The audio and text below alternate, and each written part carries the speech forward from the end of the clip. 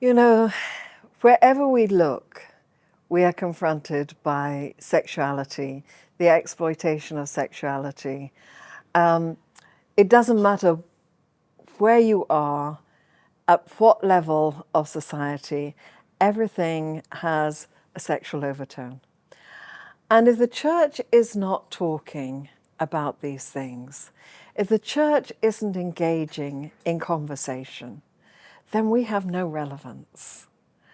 And during this conference, yesterday, there were some statistics that were shared. And it talked about Gen Alpha, which is people born after 2013. So these are children under 11 years old. And they are, 25% of them have questions about their sexuality, are confused about their sexuality. Now, if we are not there helping to provide good biblical answers, if we are not there, what is society going to look like? What is the church going to look like in 5, 10 years' time? We don't have an option. We have got to be involved in this conversation.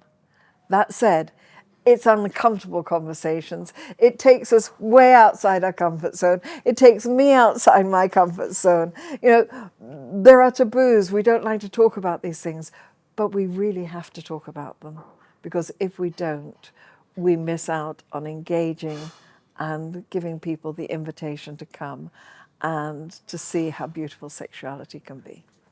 You know, the church is a global church family. And there are certain things that we say are non-negotiable. And the Bible is very clear. You know, there are some things that you can say, well, there are some gray areas, but on the issue of homosexuality, the Bible is very clear. So that becomes a non-negotiable standard that we have around the world. But then how you communicate it, how you engage in that conversation may be different, and quite rightly so too. I mean, I come from a European background, and I've spent much time in Sweden, and there people talk quite openly about sexuality, not an issue. I can go to other parts of the world where, as a woman, for me to talk to men about sexuality, it would be very improper. I can talk to other women.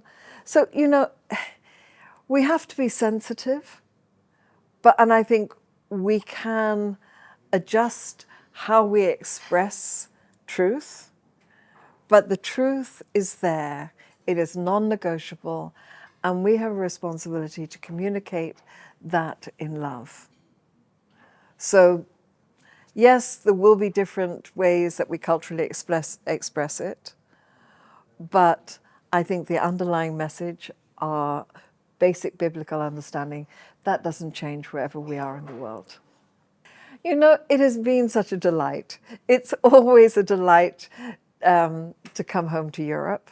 Although technically my home is TED, I always feel very much at home when I come to EUD.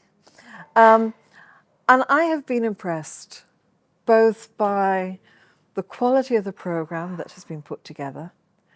A lot of thought has gone into it.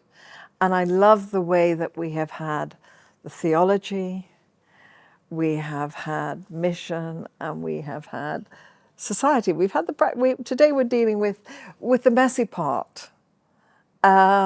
You know, what do we do when the rubber hits the road? And to me, that is a beautiful way that it's been put together. What I have loved are the conversations. They're real conversations. These are difficult conversations to have.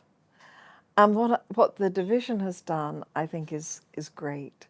It has created a space where people can come, they can ask their questions, we can try out ideas, we can test each other.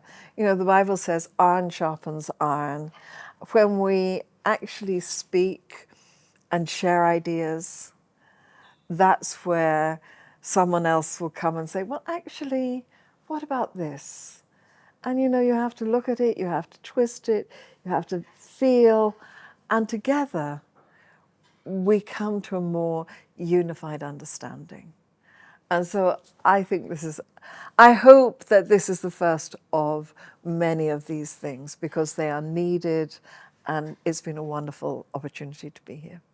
Thank you